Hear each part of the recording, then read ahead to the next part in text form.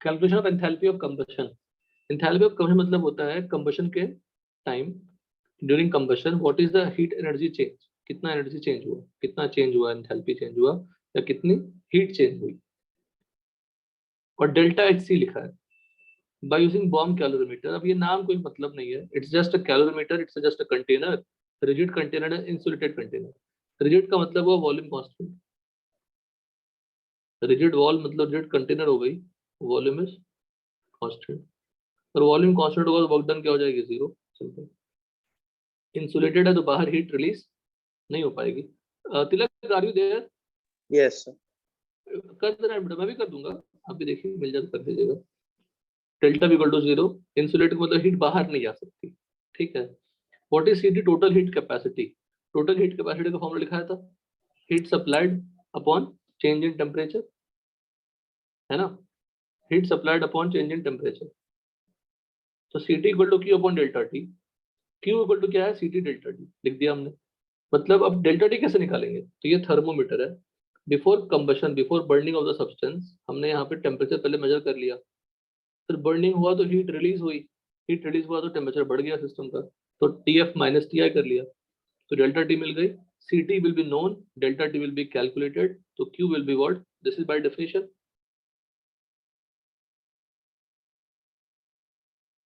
So Q will be Ct into delta T. Now what is in this? Q is a extensive property. Ct जितनी ज्यादा होगी Q कितना होगा, उतनी ही ज्यादा बढ़ती जाएगी। अब नई चीज क्या है कि कांस्टेंट वॉल्यूम है, तो वॉट एवर हीट चेंज होगी वो क्या होगा, कांस्टेंट वॉल्यूम पे होगा। और heat change at constant volume is always equal to what, change in internal energy. What is this, change in internal energy. और Q भी क्या है, heat change at constant pressure, constant volume.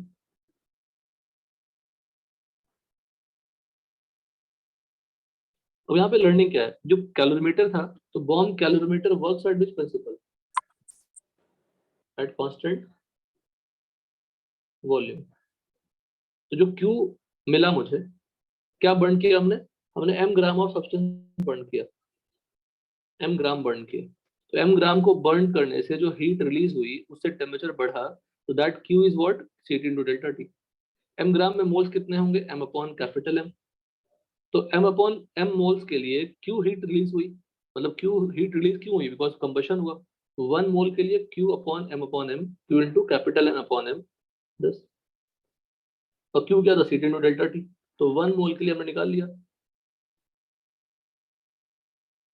And this Q is nothing but what, this is for 1 mole, this Q is nothing but Q, it should be equal to a delta U C।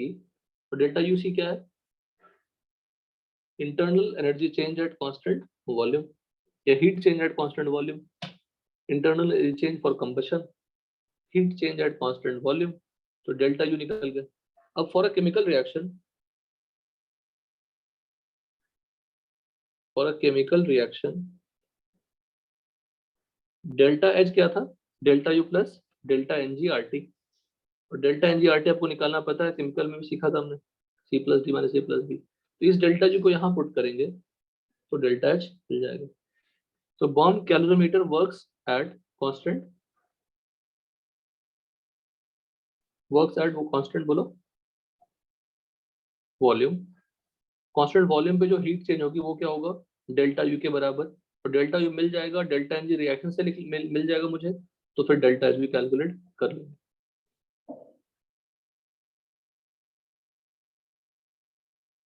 हमें यहाँ से start करनी है third law से।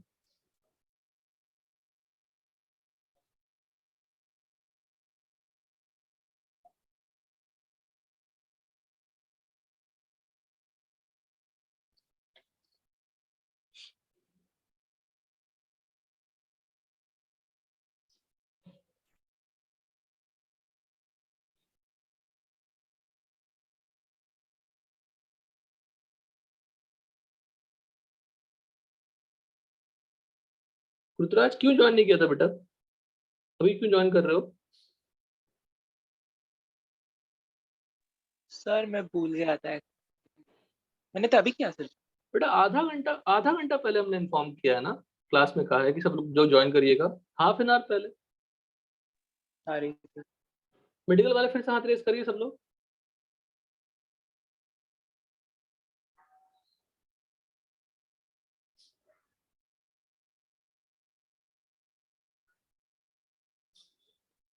रिद्धि भी session में नहीं थी। रिद्धि तुम अभी ज्वाइन किए हो?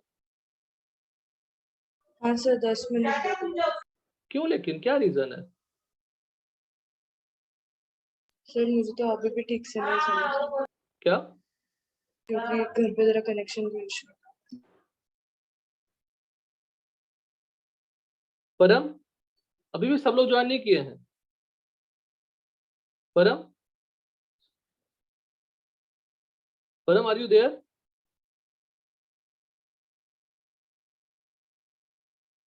बेटा मैसेज मत करो, चैट बॉक्स में नहीं देखनी है। अब चैट बॉक्स में लिखेंगे भैया आप।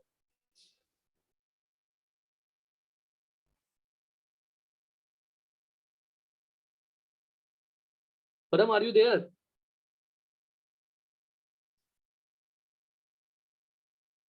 चलिए पढ़ते हैं, कंटिन्यू करते हैं, कुछ मतलब नहीं है पूछ के। हाफ एन आवर पहले बोला हुआ बात क्लास में आप लोग, ये हालत है। देखिएगा, थर्ड लॉ टीएल ओटी का मतलब क्या है? Third law of thermodynamics.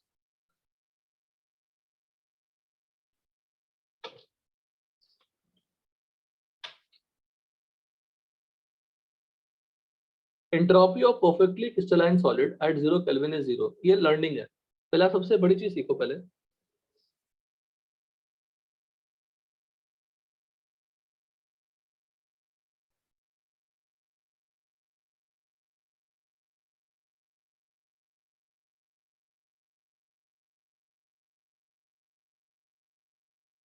Learning ये है कि अगर मैं डेल्टा यू की बात करूं, डेल्टा यू क्या होता है? U F minus you I. Delta H की बात करूं तो H F minus H I. Delta S की बात करूंगा तो एस एफ माइनस एस आई लिखूंगा। पर एब्सोल्यूट वैल्यू या exact value of you can't be calculated.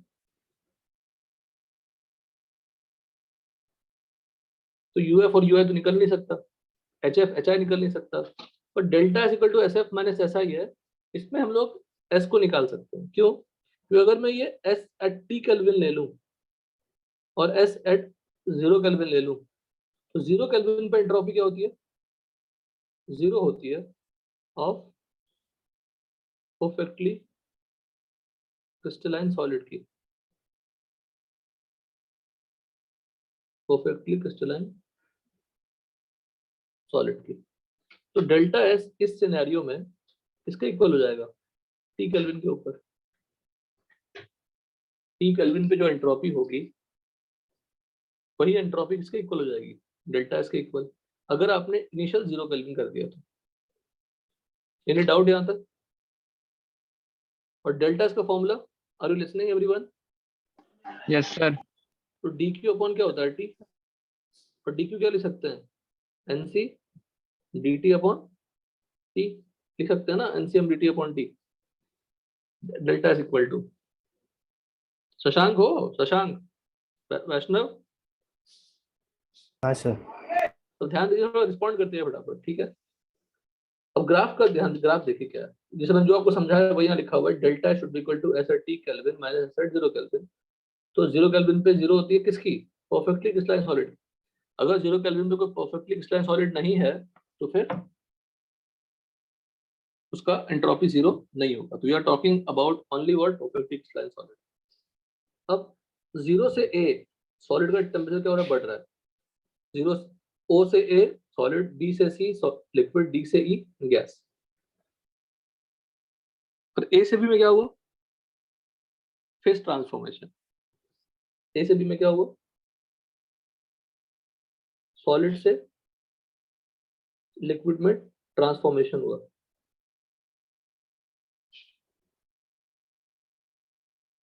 तो फेस ट्रांसफॉर्मेशन कहते हैं। और फेस ट्रांसफॉर्मेशन कांस्टेंट टेम्परेचर पे होती है।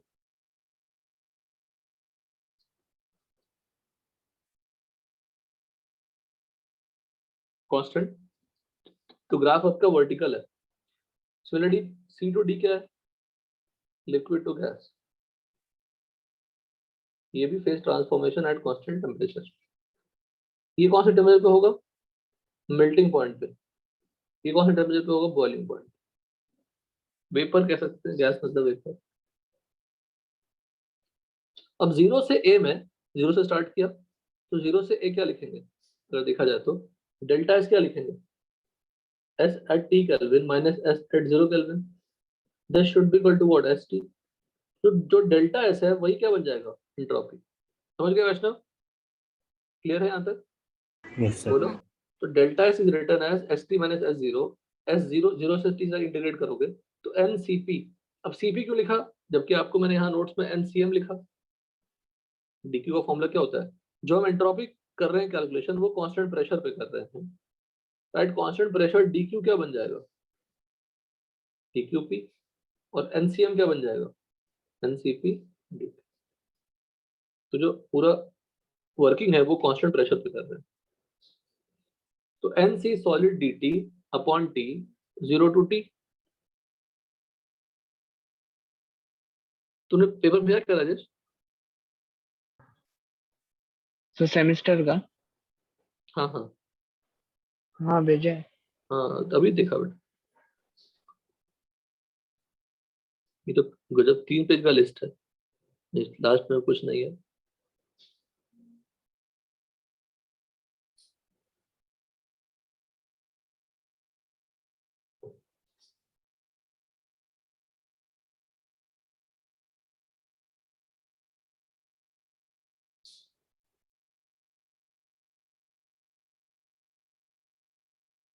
तो हर दिन एक ही पेपर है ना। टाइमिंग कहाँ लिखा है इसमें पेपर का? तो टाइमिंग रोबो एसएस में आएगा। ओके, ठीक ठीक। तो डेल्टा एस क्या लिखा हमने? N C d T upon T, मतलब डी क्यू अपॉन टी को ही हमने क्या लिख दिया? N C d T upon T. S T minus S zero equal to S T. S T minus S zero equal to S T. S T क्या है बताइए? Entropy of solid at T kelvin. What is this? बोलो। Entropy of solid at T kelvin. अब मुझे अगर किसी liquid का, B और सी के बीच में लिक्विड है, अगर मैं किसी इस पॉइंट की निकालना चाहता हूँ एंट्रोपी, उस पॉइंट का, उस लिक्विड का एंट्रोपी निकालना चाहूँ, उसकी अपनी कोई टेम्परेचर होगी, पर मैं स्टार्ट करूंगा यहीं से। अच्छा, ये इनिशियल लूं तो ये फाइनल लूं। अगर ये और ये सिर्फ जानता हूँ तो डेल्टा एस क्या होगा? डिफरेंस। वो एस क्या होती है? State function. हेलो वैष्णव, सुन रहे हो? Yes, sir. फटाफट रिस्पॉन्ड करो वैष्णव। तो जीरो और जिस पॉइंट की मैं बात कर रहा हूँ उस पॉइंट पे अगर मैं निकालूं तो उनके बीच में जो डिफरेंस होगा वही डेल्टा एस होगा। तो उस डेल्टा एस को निकालने के लिए हम पाथ को फॉलो कर सकते हैं। चलिए यहाँ से यहाँ डेल्टा एस निकालूंगा, फिर यहाँ से यहाँ डेल्टा एस निकालूंगा, फिर यहाँ से यहाँ डेल्टा एस निकालूंगा। रिजल्ट क्या आएगी? तीनों का सम होगा Yes. ना। लेकिन ए से बी तक देखिए, ए से बी तक टी कांस्टेंट है। अगर आप देखें तो D Q reversible upon T होता है, डी एस इक्वल टू, ठीक है, एट कांस्टेंट टेम्परेचर और कांस्टेंट प्रेशर भी है। तो आपको याद होगा कि डी एस क्या बन जाएगा? D H upon T, because delta S क्या होता है? डेल्टा एच अपॉन टी होता है ना। याद है कि नहीं? बताओ। Yes. Yes sir. आज ही किया है राजेश, आज ही किया है, डेल्टा एच अपॉन टी। तो जो ए से बी का जो पोजीशन होगा उसमें इंटीग्रेशन वाला साइन की जरूरत ही नहीं है, बिकॉज पी तो कांस्टेंट है, टी बाहर आएगा और डी क्यू का इंटीग्रेशन क्या हो जाएगा? क्यू पी, और क्यू पी क्या बन जाता है? Delta H. तो delta H fusion upon T लिख दिया हमने। ये कौन से स्टेप पे लिखा? डी से सी। ये कौन से स्टेप पे लिखा? ए टू बी, है ना। और ये कौन से लिखेंगे? सी टू। अब जहां जिस पॉइंट का निकालना चाहते हैं, किसी पॉइंट का निकालना चाहते हैं, सी टू नहीं, ओ टू है ना, ठीक है।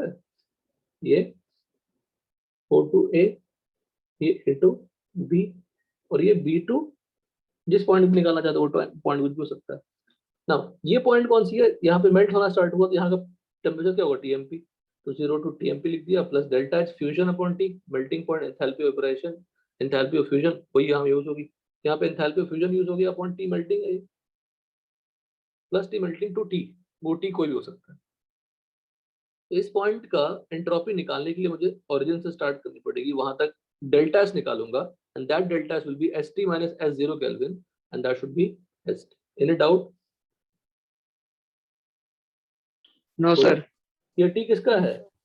लिक्विड का। ये टी किसका है? सॉलिड का। फिर गैस के लिए आते हैं।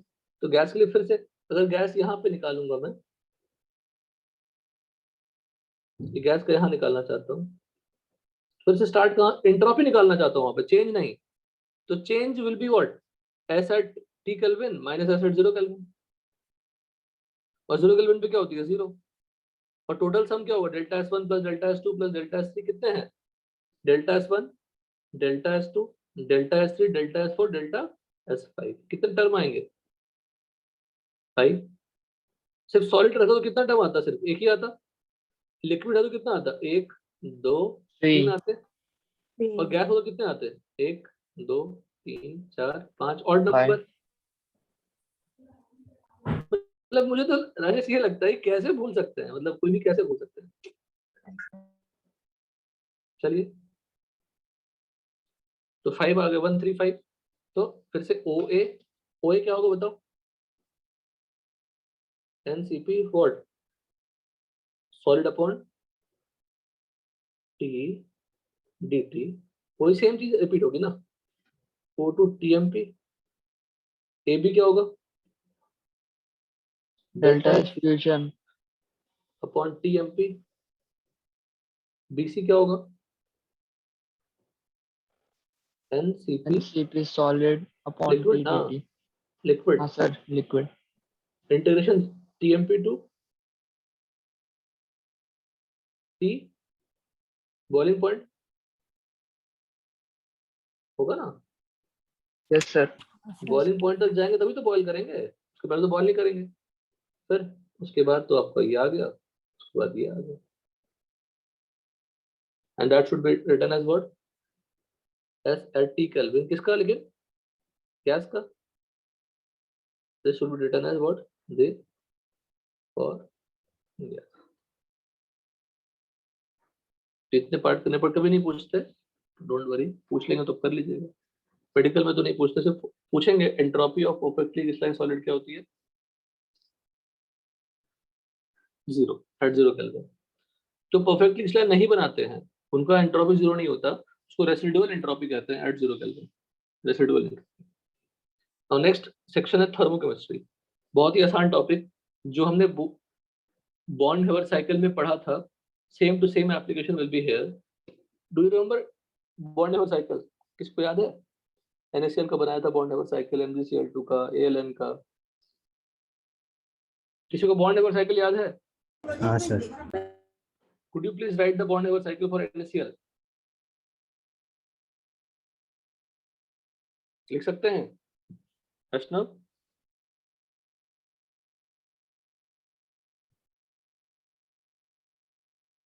किस चैप्टर में पढ़ा था bond level cycle? Log number 681 के सामने 13 केमिकल बॉन्डिंग। तो बॉन्ड लेवल साइकिल देखो आपको याद नहीं है, कितना पुराना topic. Application of thermodynamics in chemistry. It involves calculation of heat released or heat produced in different chemical reaction. अगर reaction takes place at constant pressure तो Q क्या बन जाता है? QP delta H। takes place at constant volume, constant volume में कौन काम किया था? बॉम्ब।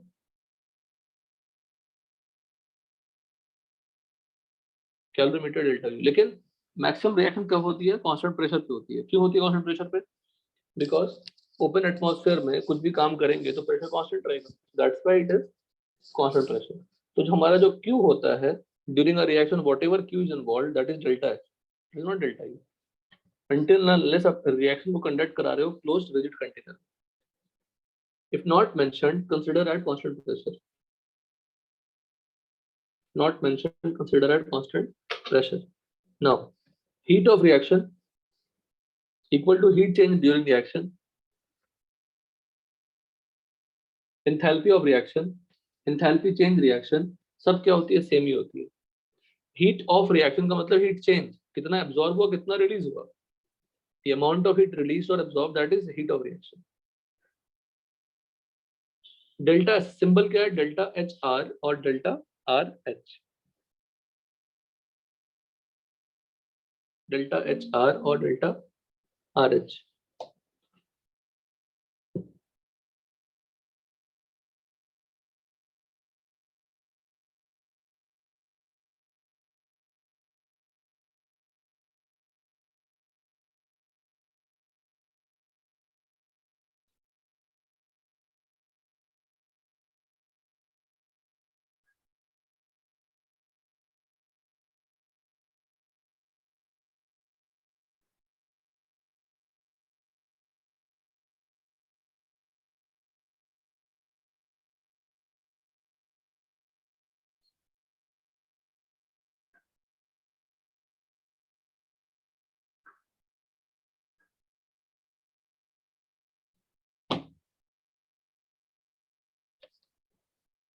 ठीक है, now we are working on consider a reaction. देखो यहाँ पे रिएक्शन पे कैसे अप्लाई करेंगे सब चीजों को, ये अब बहुत ही आसान सेक्शन है जो हम आगे पढ़ने वाले हैं, बहुत आसान।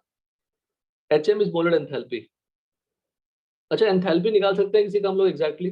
नहीं निकाल सकते, क्योंकि enthalpy is equal to what, Q plus PV।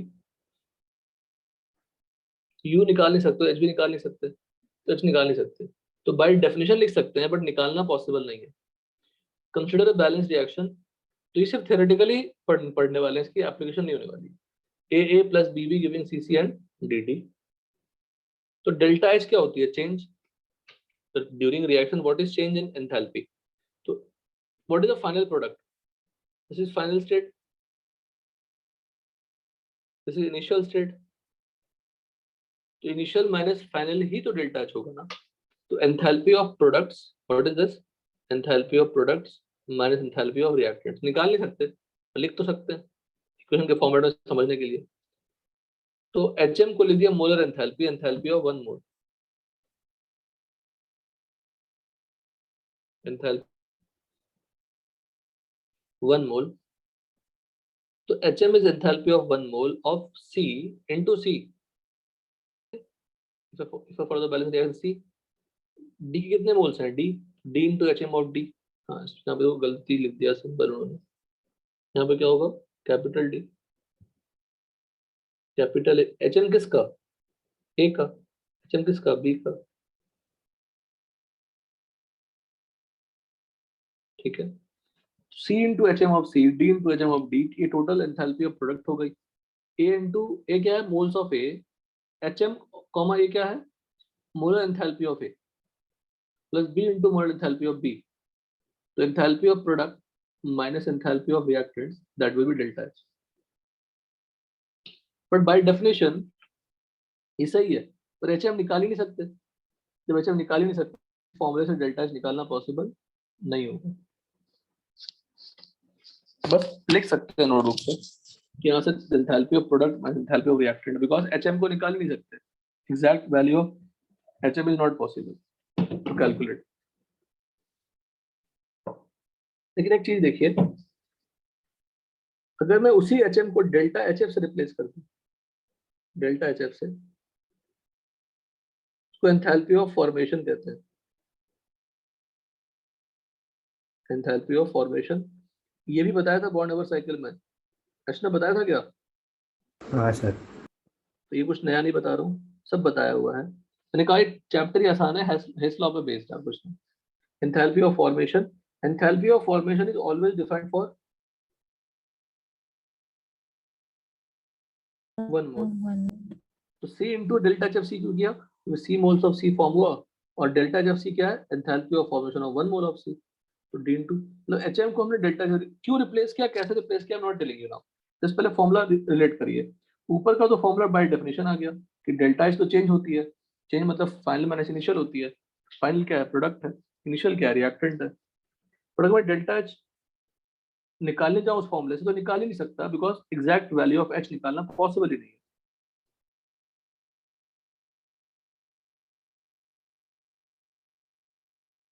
पर अगर मैं उसी HM को डेल्टा तो निकाल सकता हूँ, डेल्टा ऑफ H निकाल सकते हैं, H निकाल नहीं सकते, तो डेल्टा एच एफ भी निकाल सकते हैं। तो डेल्टा एच एफ मुझे अगर गिवन हो, डेल्टा एच एफ सबके गिवन हो, तो डेल्टा एच ऑफ रिएक्शन निकाल सकते हैं। Please right in your notebook, सिर्फ डालिए हेडिंग थर्मोकॉन्स डालिए, रिएक्शन बैलेंस लिखिए और ये इक्वेशन लिखिए। बस इतना ही लिखा, कुछ मत लिखने की जरूरत नहीं।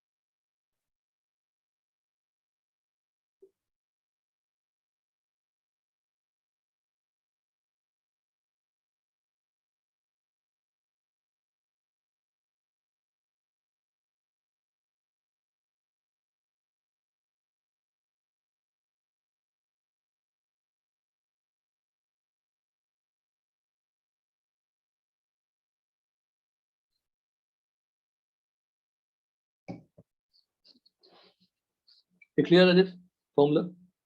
Yes, sir. मैं आपको यहीं पे एक फॉर्मूला लिखवा देता हूँ, लिखिए, जो बाद में आएगी। Delta H of a reaction is also bond enthalpy of all bonds present in reactants minus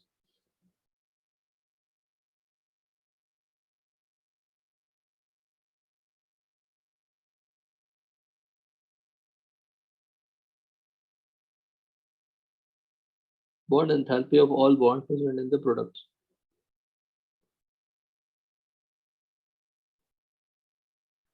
बस ऊपर क्या है?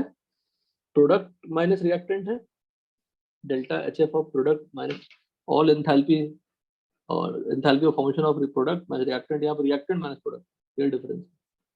ये भी कैसे आता है, क्यों आता है, तो बताएंगे। जो फॉर्मूला लिखे पहले,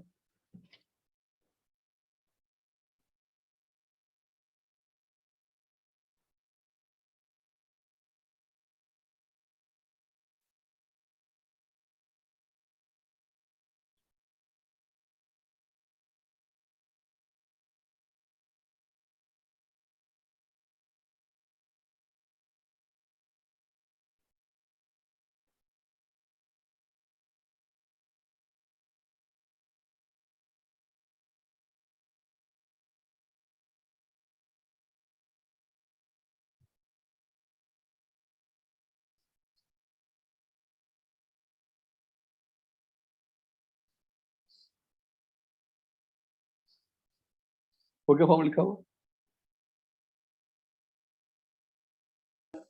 हाँ सर। Done? ठीक है।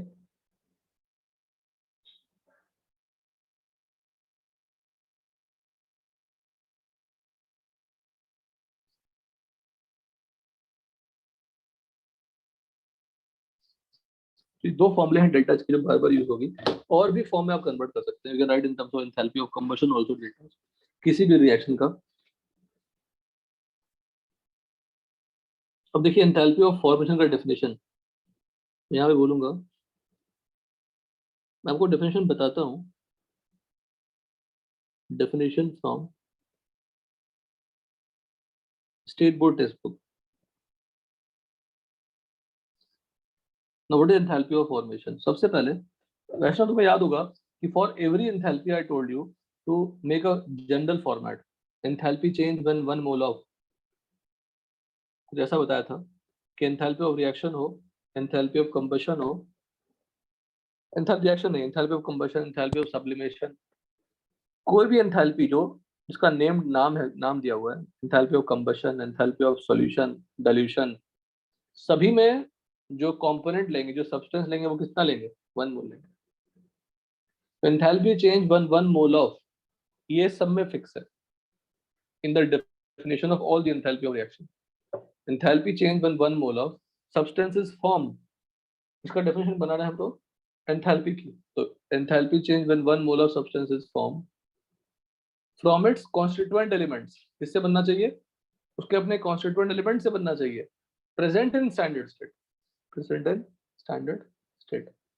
Now will try to write the enthalpy of formation. हमें ये दो चीज आना चाहिए, रिएक्शन गिवन है तो एंथैल्पी पहचानना आना चाहिए, एंथैल्पी गिवन है तो रिएक्शन लिखना आना चाहिए। जैसे मैंने आपको दे दिया delta HF of H2O liquid is -26 kilo पर मोल, तो डेल्टा HF क्या हो गया? Enthalpy of formation. Delta HF of H2O क्या हो गया? Enthalpy of formation. तो इस वैल्यू का मतलब ये किसकी वैल्यू है? 1 मोल के लिए वैल्यू है, 1 मोल के लिए वैल्यू है। तो H2O कितना लिखना पड़ेगा? 1 लिखना पड़ेगा। H2O में कौन से एलिमेंट हैं? H and oxygen. We cannot write H plus O giving H2O या 2H plus O giving H2O। H का स्टैंडर्ड स्टेट क्या है? You have to find in the table, you have to find the standard state of element। Carbon किस form मिलेगा? Graphite के form में मिलेगा। Hydrogen H के फॉर्म में नहीं मिलता नेचर में, किस फॉर्म मिलता है? H2 के फॉर्म में। तो enthalpy change when 1 mole of substance is form from its element in their standard state. Reference state भी कहते हैं, स्टेबल स्टेट ऑफ एग्रीगेशन भी कहते हैं एलिमेंट के लिए। एलिमेंट का जो स्टैंडर्ड स्टेट होता है वो रेफरेंस स्टेट कहलाता है। कंपाउंड का रेफरेंस स्टेट नहीं होता, कंपाउंड का सबका जनरली क्या बोलते हैं? Standard state. पर एलिमेंट के स्टैंडर्ड स्टेट को स्पेशल नाम क्या देते हैं? स्टेबल स्टेट ऑफ एग्रीगेशन और रेफरेंस स्टेट। तो जो एलिमेंट हुए हाइड्रोजन ऑक्सीजन को लिखना पड़ेगा लेफ्ट हैंड साइड में। तो 2H we can not write, we have to write what? H2 gas plus half O2 gas. दोनों स्टैंडर्ड स्टेट हैं, तब जाके रिएक्शन कंप्लीट होती है। अच्छा, इस रिएक्शन H2 बन रहा है कि नहीं बन रहा है बताइए?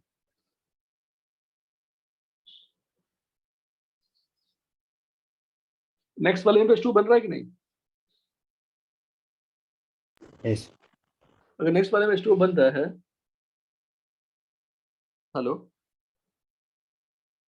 अगर नेक्स्ट वाले में भी H2 बन रहा है अगर, तो उसको भी एंथैल्पी फॉर्मेशन बोलना चाहिए। पर कितना H2 बन रहा है? 2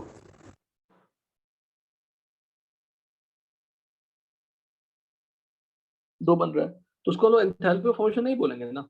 हाँ, एलिमेंटल स्टेट है, स्टैंडर्ड स्टेट है, सब कुछ है। परशुराम अभी आया है। तो अब कितना मोल बनाया मैंने इसमें? 2 मोल बनाया ना। तो इस रिएक्शन में जो डेल्टा H होगी वो ऊपर के रिएक्शन का क्या होगा? बोलो। डबल। डबल। मतलब 1 मोल बनाने में अगर मेरा X एनर्जी खत्म हुआ तो 2 मोल्स बनाने में 2X खत्म हो जाएगा ना। बताइए। हेलो, बोलो। यस यहाँ पे एक बहुत बड़ी लर्निंग क्या है, देखो पहले इसका क्या मतलब, क्या सेंस कंक्लूजन करेंगे। अगर किसी रिएक्शन को किसी कांस्टेंट से मल्टीप्लाई करते हैं तो उसकी एंथैल्पी भी क्या हो जाती है? n times.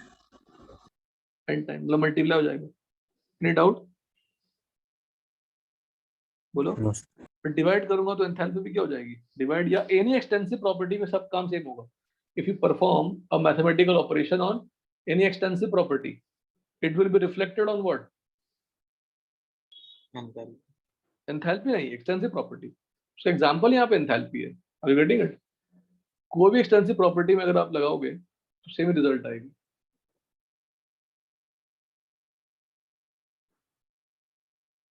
डन। अगर मैं इसको बदल रिवर्स कर देता रिएक्शन को, तो एंथैल्पी चेंज की साइन क्या हो जाती? बोलो। अपोजिट। हेलो। Yes sir.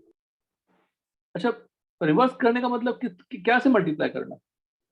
-1 से मल्टीप्लाई करना, तो डेल्टा H भी मल्टीप्लाई हो जाएगी। यहाँ तक कोई डाउट? अब मैं लिखता हूँ NaOH plus HCl giving NaCl plus water. Water यहाँ ही बन रहा है, क्या मैं इसको डेल्टा HF ऑफ H2O बोल पाऊंगा? नहीं क्योंकि H2O के लिए जो एलिमेंट है H और O वो अपने स्टैंडर्ड स्टेट में है क्या? नहीं. तो ये रिएक्शन डेल्टा एच एफ, बोलो नहीं. डेल्टा एच एफ का अगर रिएक्शन लिखना चाहते हो तो it is always first right the product जिसका एंथैल्पी फॉर्मेशन लिखना है उसको राइट हैंड साइड में with coefficient 1, left hand side में जो उसके एलिमेंट्स हैं उसका स्टैंडर्ड स्टेट फॉलो कर लेंगे. टेबल दी हुई है देखिए, इसमें एक्सेप्शन है. What is standard state? First stable state of element at 1 atm pressure. तो 1 atm प्रेशर पे ऑक्सीजन किस फॉर्म में रहता है? O2 के फॉर्म में रहता है, कार्बन ग्रेफाइट के फॉर्म में रहता है.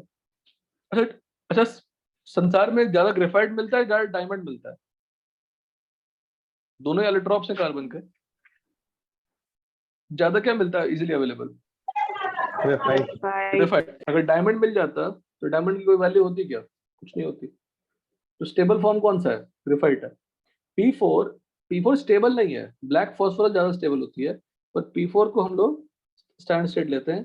ये एक्सेप्शन हो गई. जो व्हाइट फॉस्फोरस है उसको हम लोग स्टैंडर्ड स्टेट लेते हैं, रिमेनिंग तो ठीक है. अब एक बात बताओ, एक और चीज, enthalpy of formation of O2 लिखना है. रिएक्शन लिख के बताइए, या फिर आसान कर लेते हैं. अब मुझे बताइए, मैंने आपको एंथैल्पी ऑफ कंबशन दे दिया. किसका? कंबशन नहीं, फॉर्मेशन दे दिया CO2 गैस का. उसका रिएक्शन क्या होगा? एंथैल्पी ऑफ फॉर्मेशन CO का रिएक्शन क्या होगा? Tell me the reaction.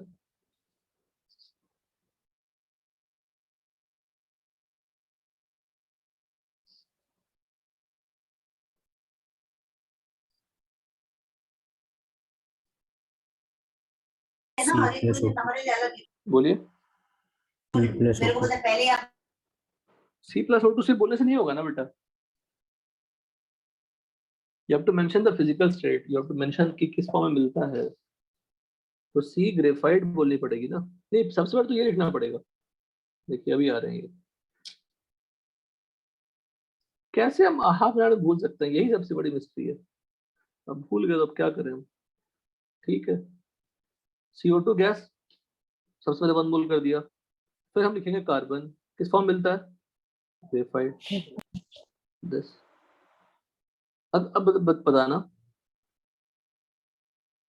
Half H2 gas plus half Br2 gas giving HBr gas. क्या ये देखो, हर एक रिएक्शन का अपना डेल्टा एच होगा. वो डेल्टा एच एफ के इक्वल होगा या नहीं होगा आप चेक कर लोगे. यहाँ पे डेल्टा एच होगा, यहाँ पे डेल्टा एच एफ और HBr होगा क्या? Yes. नहीं, क्योंकि Br2 लिक्विड में होता है. Standard state. यही गलतियां करेंगे आप छोटी छोटी. आप ये गलती नहीं, जब आपने पढ़ा कहाँ था, याद नहीं किया, तब याद करिए इसको. इतने एग्जाम्पल्स तो याद करिए.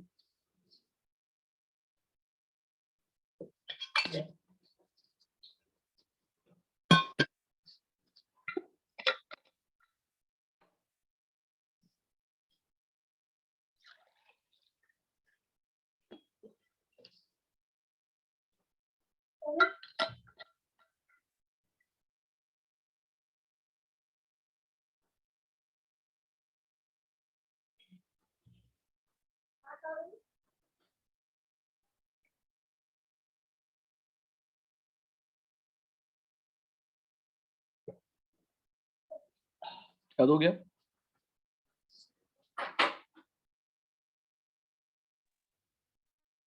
अब मुझे बताइए, एक और बताइए last. Enthalpy of formation of O2 gas, इसका रिएक्शन लिख के बताइए.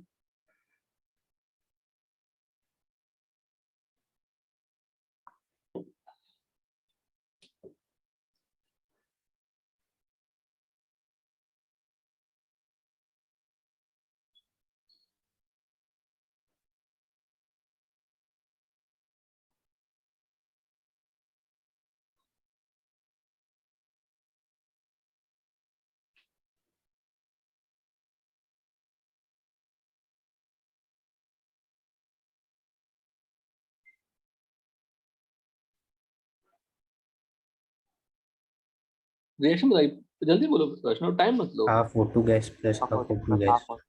कैसे? देखो कभी भी चीजें टफ करने की कोशिश करोगे तो टफ हो ही जाएगा। पहले delta H F of O2, पहले सबसे पहले किसको लिखोगे? प्रोडक्ट को। Yes, sir. अब O2 में कौन सी एलिमेंट है? Oxygen. ऑक्सीजन। ऑक्सीजन का स्टैंडर्ड स्टेट क्या है? O2 gas. तो O2. ये लिखोगे ना, ऐसा नहीं कि वस्ती लाना है, ये लिखोगे ना, और क्या लिखोगे अलग? बोलो। Yes. तो ये एंथैल्पी ऑफ, एंथैल्पी चेंज है, हर डेल्टा एच क्या एंथैल्पी चेंज है। एच एफ और एच आई दोनों क्या हैं? सेम ही है ना। क्या होगा? 0। एक मिनट, ठीक है ना। O2 गैस का डेल्टा एच एफ लिखा, लिखने के लिए गए तो पहले 1 मोल ऑफ O2 लिख दिया राइट हैंड साइड में, जिसका भी डेल्टा एच एफ लिखोगे 1 मोल लिख दोगे, तो लेफ्ट हैंड साइड में उसके एलिमेंट का स्टैंडर्ड स्टेट लिखोगे। अब वहां पे half O2 plus half O2 क्या लॉजिक? तो 1/3 O2 plus 1/3 O2 plus 1/3 O2 भी कर सकते हैं। तो दोनों चीजें सेम ही है दोनों साइड, तो चेंज क्या हुआ? 0 हो गया ना। बताओ। हाँ Yes. Sir. Enthalpy of formation of, अब ये बहुत इंपॉर्टेंट सेंटेंस है, देखिए। एंथैल्पी ऑफ फॉर्मेशन ऑफ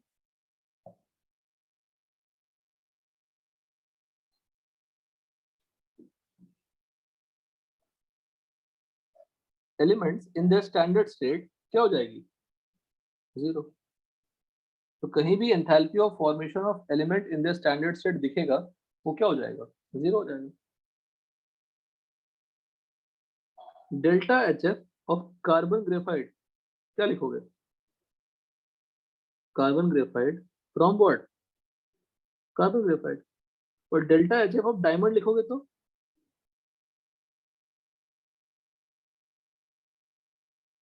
यहाँ पे डायमंड आएगा, यहाँ तो ग्रेफाइट ही आएगा।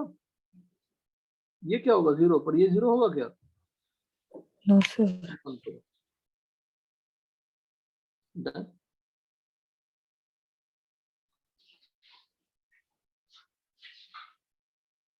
अब वही है, लिखा वही सब कुछ लिखा है। Diamond is less stable than graphite because graphite is the most stable state. Hess law, ये पढ़िए पूरा, सब पढ़ा चुके हैं, पूरा पढ़िए, आपको आइडिया लग जाएगा फिर।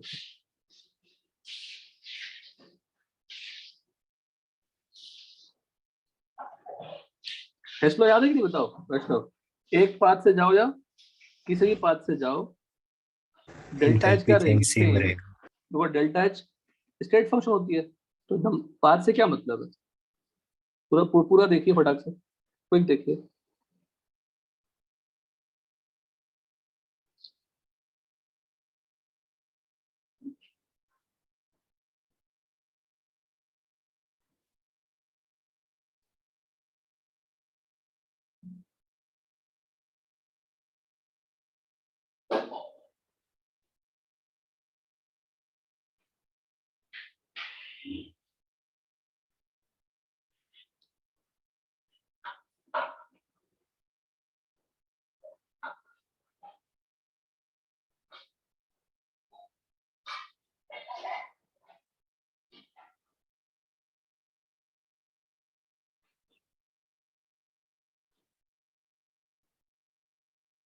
Done.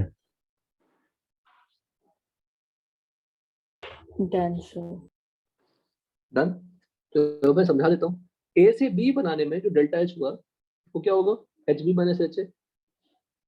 ए से सी बनाने में डेल्टा एच वन क्या लिखा? एच सी माइनस एच ए।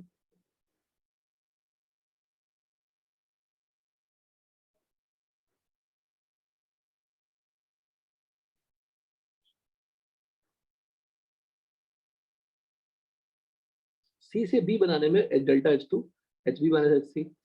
फिर you add this to, delta H one और डेल्टा एच टू को ऐड करिएगा, या इन दोनों रिएक्शन को भी ऐड करिएगा, तो क्या मिलेगा?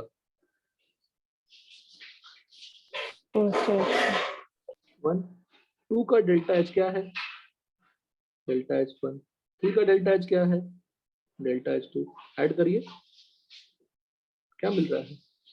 डेल्टा एच वन क्या है? H C minus H A. Delta H two क्या है? HB minus HC, HB minus HC ये ऐड होने के बाद क्या बन जाएगा? This delta H. Delta H। अच्छा एक बात समझो यहाँ पे, इसी से अगर हमने कोई मैथमेटिकल ऑपरेशन किया रिएक्शन के ऊपर, अगर कोई मैथमेटिकल ऑपरेशन किया रिएक्शन के ऊपर, वो किस पर रिफ्लेक्ट होगी?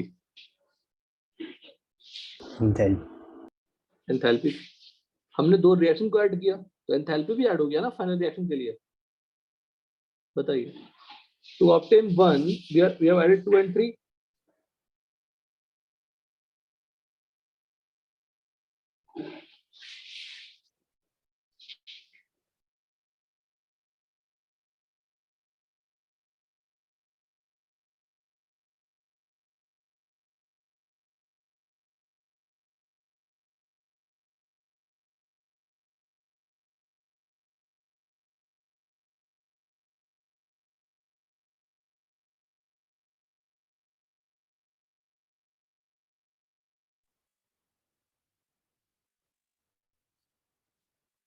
तो जो भी आप मैथमेटिकल ऑपरेशन करेंगे रिएक्शन पे, वो किस पर रिफ्लेक्ट होगी? एंथैल्पी पे। ये भी सेंटेंस लिखवाया था Vaishnav, all the mathematical operation performed on the reaction reflected on what? Enthalpy. लिखिए।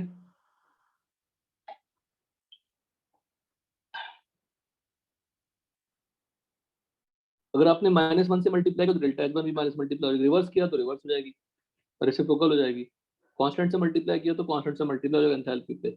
यही एडिशन सब्ट्रैक्शन ही थर्मोकेमिस्ट्री का पार्ट है, जो केमिस्ट्री का इजी पार्ट है।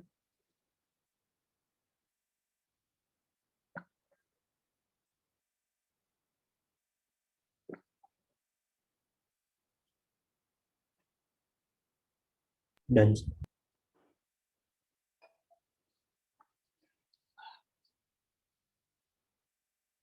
ठीक है, डन। अच्छा, एंथैल्पी ऑफ कंबशन का डेफिनेशन क्या होगा बताओ? एंथैल्पी ऑफ कंबशन का डेफिनेशन क्या होगा? जैसे मैं बोलूंगा कार्बन का combustion, enthalpy change when 1 mole of substance is burned in oxygen excess oxygen to give products. अगर मैं बोलूंगा कार्बन का कंबशन, तो किसको मैं 1 मोल कर दूंगा? पहले कार्बन को। कार्बन। जिसका भी एंथैल्पी ऑफ कंबशन पूछेंगे उस चीज का वो 1 मोल हो जाएगा, रिमेनिंग कुछ भी हो कोई मैटर नहीं करता। तो this is what enthalpy of combustion of graphite. CxHy plus x plus y by 4 O2,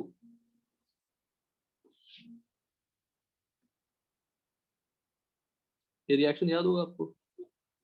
XCO2 gas plus y by 2H2O liquid. ये एंथैल्पी ऑफ कंबशन किसका है? CxHy। तो किसी भी रिएक्शन को आप लिख सकते हैं, अगर एंथैल्पी पता हो या एंथैल्पी पता हो तो रिएक्शन पता हो तो एंथैल्पी को बता सकते हैं कौन सी एंथैल्पी है।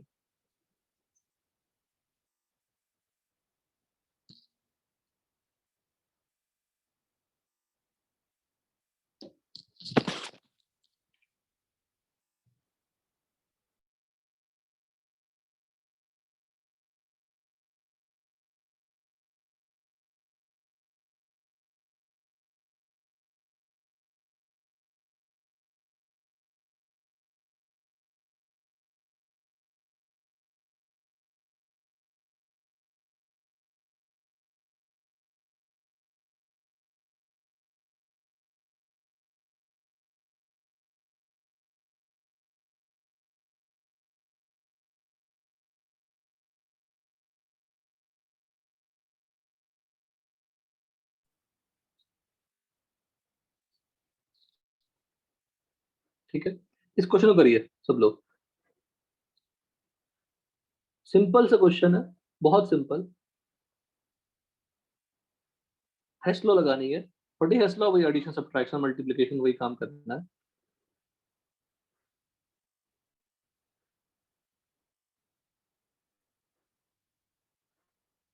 Find the enthalpy of formation of benzene, benzene का एंथैल्पी ऑफ फॉर्मेशन चाहिए।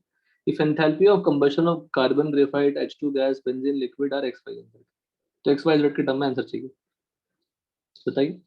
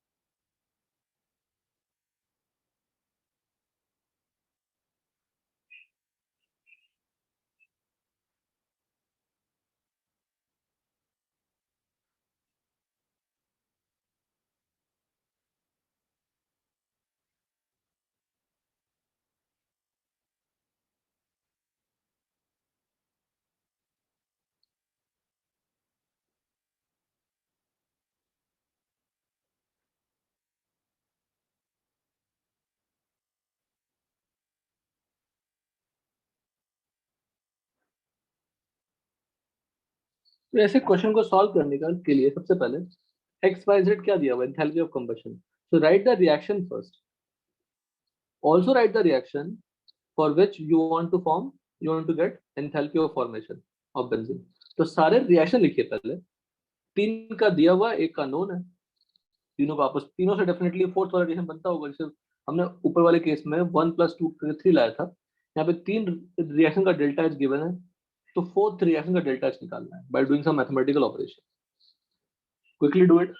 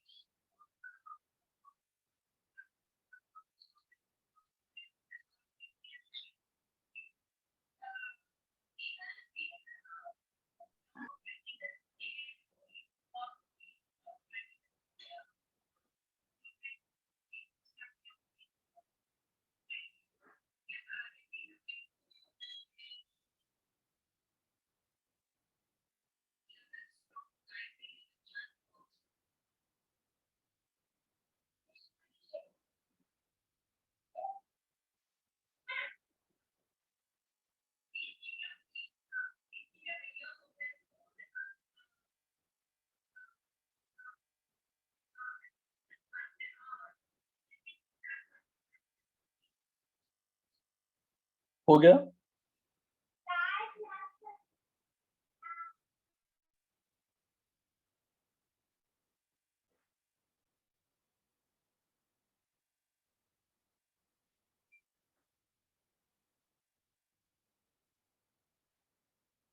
वैष्णव हुआ, राजेश हुआ।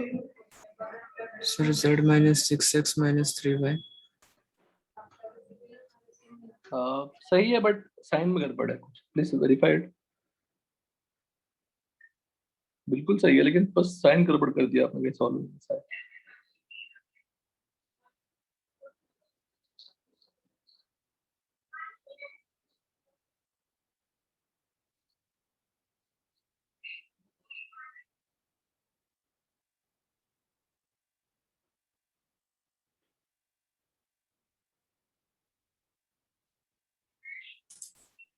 Sir, z minus 6x plus 3y. नहीं नहीं नहीं, हो सकता है, शायद चेक करता हूँ, हो सकता है सही हो आपको। तुम वर्किंग भेजो, तो वर्किंग भेजो। मुझे अब कंबशन दिया हुआ है, तो फर्स्ट ऑफ ऑल कंबशन का लिख लेते हैं। सी ग्रेफाइट तो कंबशन ऑफ कार्बन दिया तो 1 मोल कार्बन लेनी पड़ेगी, रिमेनिंग कुछ भी हो बैलेंसिंग करने के लिए वो मैटर नहीं करता। यहाँ पे क्या दिया हुआ delta H C X H2 gas plus half O2 gas giving H2O liquid। यहाँ पे कंबशन का क्या दिया हुआ डेटा y, बेंजीन का C6H6, तो बैलेंस करेंगे तो 15/2 आएगा।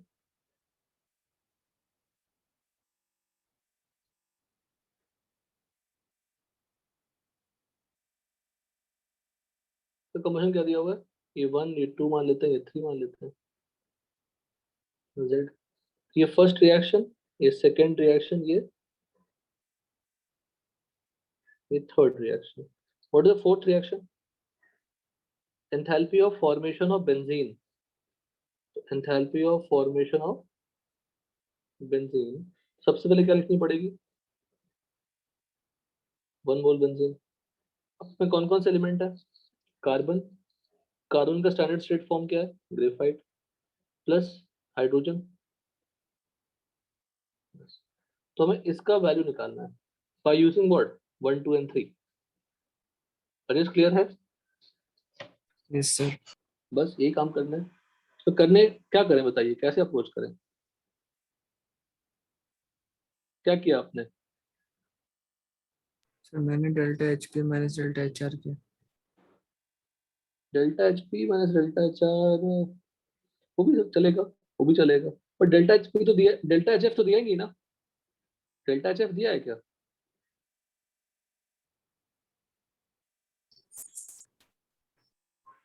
डेल्टा नहीं दिए। डेल्टा एच सी दिया है ना, डेल्टा एच एफ कहाँ दिया है। हाँ सर। पर आपको बोलूंगा आपका मेथड भी सही है क्योंकि आपने थोड़ा सोचा नहीं इस पर, अदरवाइज आपका मेथड भी सही है। I will explain all the methods, ध्यान दीजिए। मुझे कितने कार्बन चाहिए, 6 6 कार्बन। तो मैं फर्स्ट रिएक्शन से 6 कार्बन कैसे लाऊंगा, multiplied by 6। अब बोलो सर रिमेनिंग में तो उल्टा पुल्टा फालतू चीज आ जाएगा, वो तो मैं चाहिए नहीं फोर्थ रिएक्शन में। पर ठीक है, इग्नोर दैट, जो चाहिए उस पर ध्यान देते हैं। कितने हाइड्रोजन चाहिए,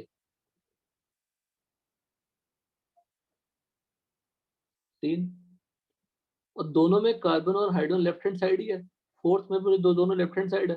तो can I add after multiplying 6, हम तो लिख नहीं रहे हैं, एक्चुअली मल्टीप्लाई लिखना चाहिए, कार्बन 6 इंटू 1 लिख, जो 1 रिएक्शन है उसको 6 से मल्टीप्लाई लिखना चाहिए, सेकंड को 3 से लिख के मल्टीप्लाई लिखना चाहिए, पर जरूरत नहीं पड़ती। ठीक है, अब बेंजीन किधर चाहिए बताइए, फोर्थ रिएक्शन में बेंजीन किधर चाहिए, राइट हैंड साइड चाहिए, यस पर सर, थर्ड में कहाँ है बेंजीन। Left hand side. तो अगर मैं थर्ड को -1 से मल्टीप्लाई कर दूं, थर्ड रिएक्शन को -1 से मल्टीप्लाई कर दूं अगर, तो बेंजीन किधर चला जाएगा, right hand side. Yes sir. तो जो जो चाहिए था वो तो हमें मिल गया। फिर आप कहेंगे सर कि रिमेनिंग का क्या होगा, डेफिनेटली अगर ये 3 दिया हुआ है और फोर्थ निकालने सब कैंसिल हो जाएंगे, हाँ कैंसिल हो जाना चाहिए ना लॉजिकली। हाँ सर। और आप करके देखेंगे तो कैंसिल हो भी जाएगा। जैसे मैं उसको अलग से दिखाऊं, जरूरत नहीं है लेकिन दिखा रहा हूँ अलग से, 6 6 6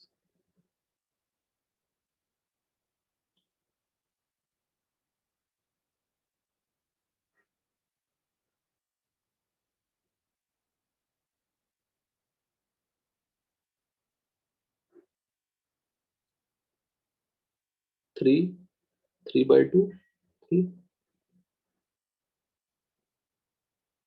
उसको हमने रिवर्स कर दिया, रिवर्स कर दिया ना। हाँ सर। अब सबको ऐड कर देखो, ऐड करो, 6 कार्बन चाहिए, 3 हाइड्रोजन चाहिए, 6 O2, 6 प्लस 3/2 कितना होता है, 15/2। Yes sir. फिर H2 कैंसिल इससे होगा, 6 CO2 इससे कैंसिल होगा, व्हाट इज रिमेनिंग,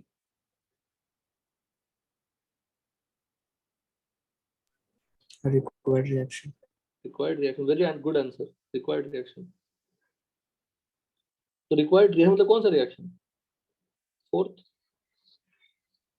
तो जो जो मैथमेटिकल ऑपरेशन आपने रिएक्शन में किया है वही आपने एंथैल्पी में किया है। 6 इंटू क्या होगा? x, 3 इंटू क्या होगा? y, है ना? Yes, sir.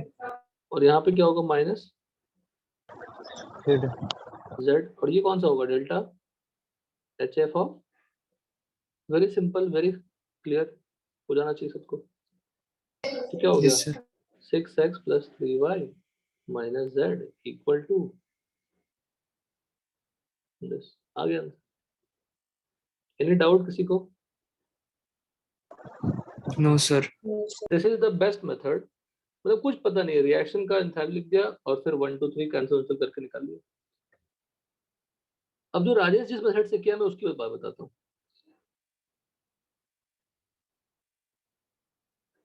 उसने क्या गलती की? कोई गलती नहीं की, पर उसने समझा नहीं, इसलिए उसकी गलती मैं बोलूंगा। वो समझा नहीं, सिर्फ सॉल्व किया। देखिएगा, थोड़ा स्विच करते हैं रिएक्शन को, हम रहने देते हैं, रिएक्शन का नंबर वही था, वही कर देते हैं। इसको W मान लेते हैं, W मान लेते हैं। अच्छा, डेल्टा HC अगर X है, किसका? कार्बन का। So this reaction is delta HC of carbon, graphite, but can be also written as Vaishnav delta HF of CO2. Yes. Yes, sir. Same reaction. So this is what? X. Delta HC of H2 gas beta. It can be also written as, because one more H2 he form हुआ है ना? Y. Any doubt? No, sir. तो मेरे पास 3 delta H है, कौन कौन से? CO2 का, H2O का और बेंजीन का। W निकालना है, ठीक है, पर एक थर्ड रिएक्शन है। Can I apply on third? Third is a reaction only. It's a reaction. Her enthalpy of reaction भी reaction ही है। तो can I say that इसका delta HR summation delta H of products minus delta HF of reactants होगा? बोलो, होगा ना? कोई भी रिएक्शन का delta H of product minus delta of reactant लिख सकते हैं ना? हाँ, sir. Yes. तो डेल्टा एच उसका कितना है? Z है, लिख दिया। अब डेल्टा एच ऑफ प्रोडक्ट क्या क्या है? What are the products? 6 into delta HF of CO2, 3 into delta HF of H2O minus 1 into delta HF of C6H6, 15/2 delta HF of O2।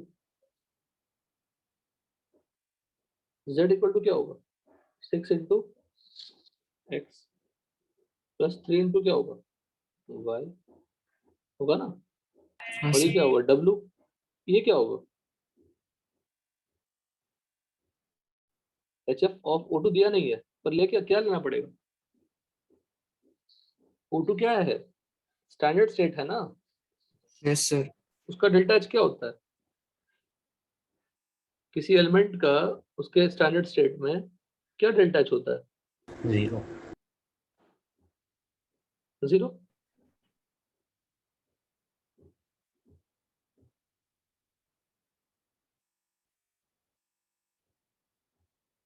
Hello, clear है? Yes, sir. कोई doubt इसमें? No, sir. ठीक है, 0 हो गया। अब solve हो गया ना बेटा? हो गया solve. Z equal to 6x plus 3y minus W. From this W equal to 6x plus 3y minus Z। Answer आ गया। हाँ. Try to think of one more formula। जैसे आपको डेल्टा H के 2 फॉर्म लिख पाए। Try to write delta H of any reaction in the form of enthalpy of combustion। ये enthalpy of formation है, enthalpy of bond enthalpy bond enthalpy term लिखवाया मैंने आपको। enthalpy of combustion के term में सोचिएगा तो क्या फॉर्मूला बन सकता है, और बन सकता है भी बन सकता है। ठीक है, क्लियर यहाँ तक? Yes, sir. देखिए, जो delta H R of reaction delta H F of product minus delta H F of reactant आता कैसे? देखिए बहुत सिंपल सा लॉ है, रिएक्टेंट से प्रोडक्ट बना रहे हैं तो डेल्टा एच आर होगा, डेल्टा बोलो एच आर होगा, होगा ना। हाँ सर। उसके बाद रिएक्टेंट से प्रोडक्ट बनाने के लिए हमने दो पाथ फॉलो किया, दो स्टेप बाय स्टेप फॉलो किया। रिएक्टेंट से पहले एलिमेंट बनाया, तो एलिमेंट से फिर से प्रोडक्ट बनाया। अच्छा, एलिमेंट से प्रोडक्ट बनाना कौन सी एंथैल्पी होगी? एलिमेंट से delta H F of element in the standard state से प्रोडक्ट बनाना कौन सा एंथैल्पी होगा? Delta H F of product. Element से रिएक्टेंट बनाना कौन सा प्रोडक्ट हो, कौन सा एंथैल्पी होगा? Delta H F of reactants. पर पहले मैं रिएक्टेंट से बना रहा हूँ एलिमेंट, तो यहाँ पे साइन क्या हो जाएगी? बेटा एलिमेंट से अगर मैं रिएक्टेंट बनाऊं उसका एंथैल्पी क्या होगा? Delta H F of reactant ही तो होगा।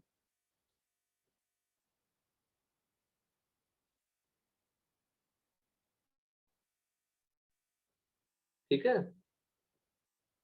और यहाँ पे delta H F of reactants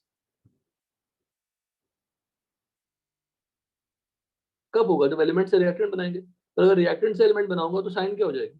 negative. तो यहाँ से यहाँ minus delta H of reactant, यहाँ से यहाँ डेल्टा एच ऑफ प्रोडक्ट, और यहाँ से यहाँ रिएक्टेंट। तो delta H one equal to क्या था method? Delta H equal to क्या था? Delta H one plus delta H two. दोनों को ऐड कर दिया। ये क्या है? डेल्टा एच वन, और ये क्या है? Delta H two. दोनों को ऐड कर दिया, क्या फॉर्मूला बन गया? ये प्रूव हो गई।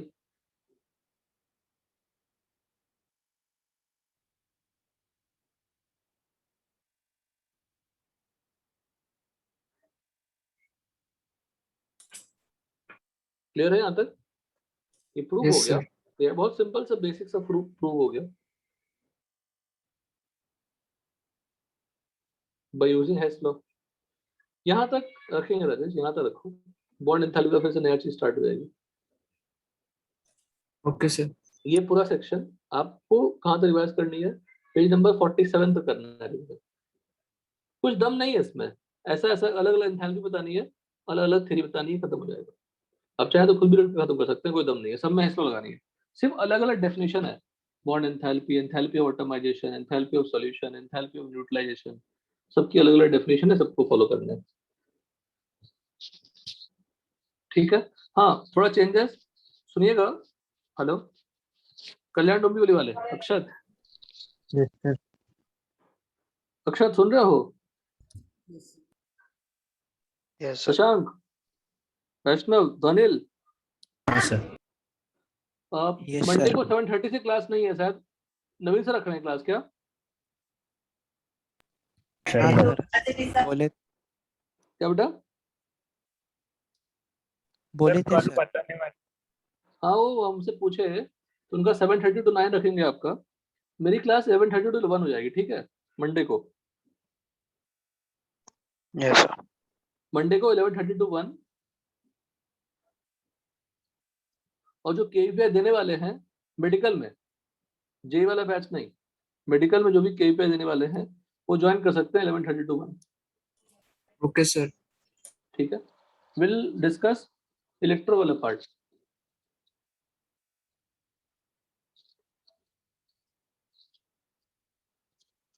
ठीक है, clear? Yes, sir. 11:30 to 1 Monday. Bye, sir. Bye sir.